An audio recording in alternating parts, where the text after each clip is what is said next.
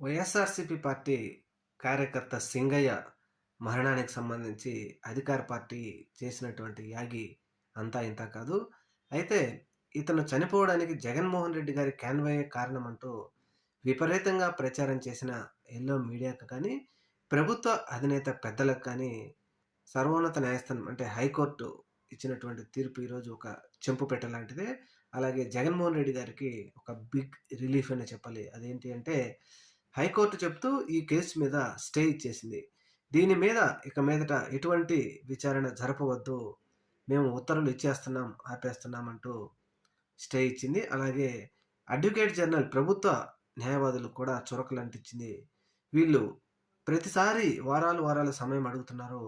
ఇందులో మీరసల ఏం నిరూపించాలనుకుంటున్నారు అంటూ అనేక విధమైన ప్రశ్నలు అడగడంతో ఉక్కిరిబిక్కిరైనటువంటి ప్రభుత్వ న్యాయవాదులు తిరిగి మరలా సమయం కోరడంతో మరలి వాయిదా వేసింది న్యాయస్థానం.